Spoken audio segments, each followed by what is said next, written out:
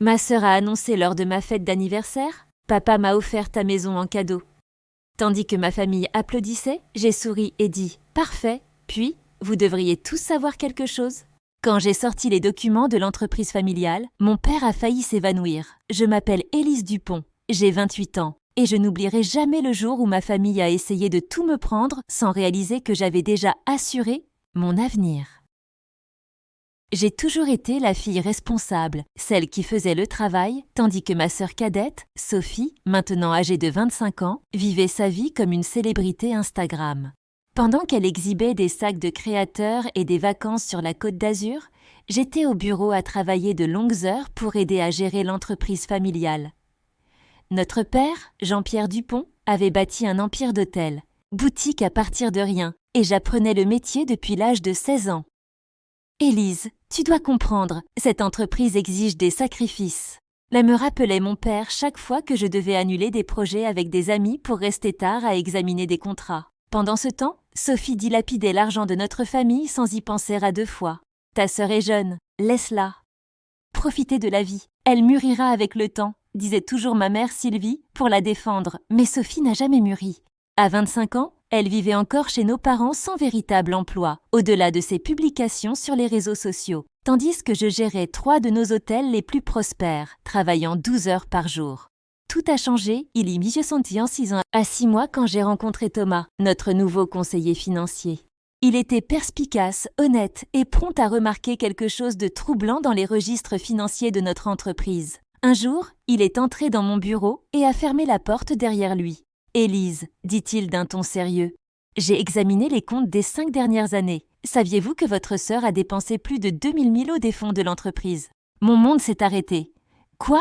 Il a posé plusieurs documents sur mon bureau. Frais de voyage, vêtements de créateur, fêtes somptueuses. Tout était méticuleusement répertorié sous les dépenses marketing. Elle prétend être l'image de marque sur les réseaux sociaux. Oh, a expliqué Thomas. Cette nuit-là, j'ai confronté mon père. Sa réponse m'a glacée.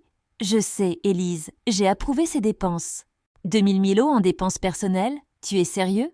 Mon père a retiré ses lunettes et a poussé un long soupir.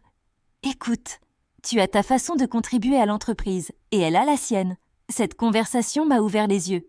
Pendant des années, j'avais travaillé sans relâche, espérant gagner l'approbation de mon père, mais la vérité, c'est que je ne l'aurai jamais. Thomas est devenu mon confident. Au cours des mois suivants, nous avons discrètement documenté chaque irrégularité, chaque décision douteuse, chaque dépense inutile.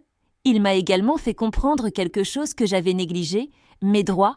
Il s'avéra que j'étais l'actionnaire majoritaire de l'entreprise. Il y a des années, mon père avait structuré la propriété de cette façon pour des raisons fiscales, ne s'attendant jamais à ce que j'apprenne un jour à exploiter ce pouvoir.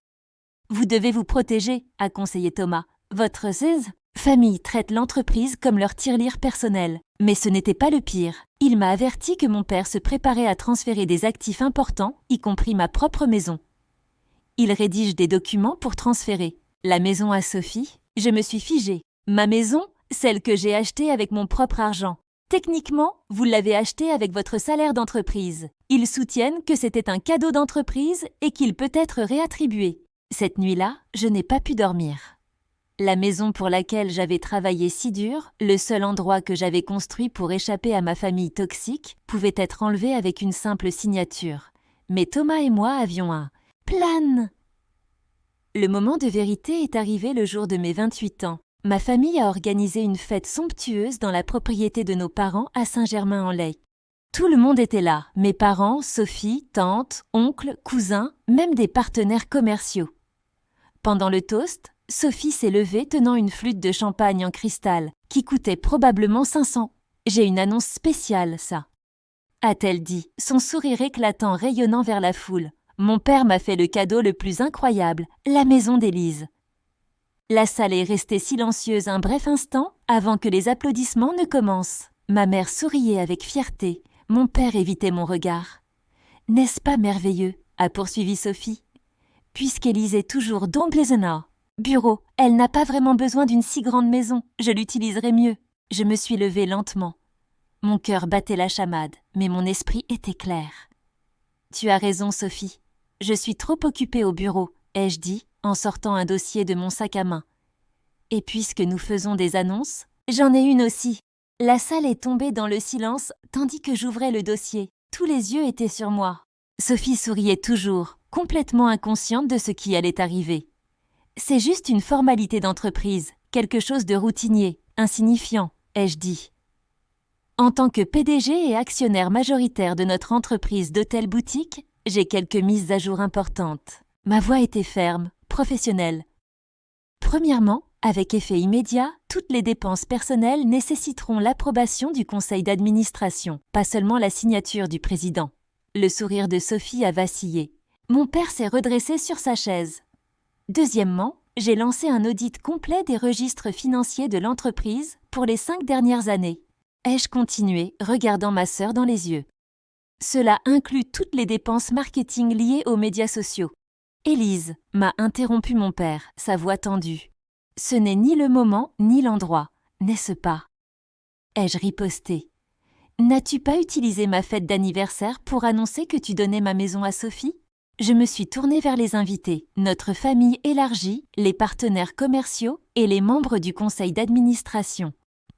Une maison que j'ai achetée avec mon propre salaire après des années de travail acharné. De l'autre côté de la pièce, Thomas s'est levé et a distribué des dossiers aux membres du conseil présents. Dans ces dossiers, vous trouverez des preuves de détournement de fonds d'entreprise totalisant plus de 2000 000 euros.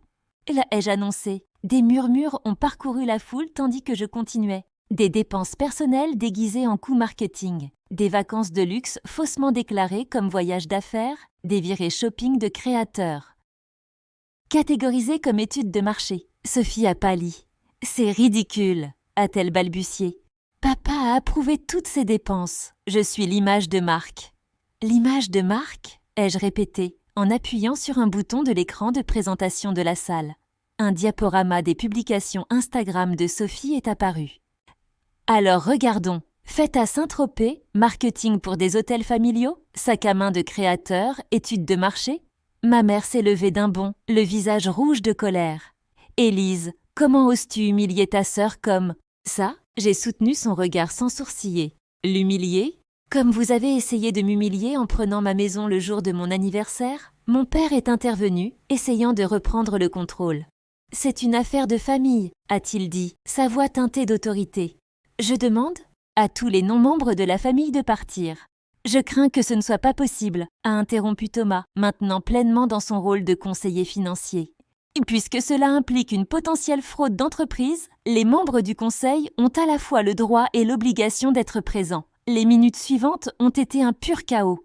Sophie pleurait, insistant sur le fait que tout était… un malentendu. Ma mère criait à propos de la loyauté familiale.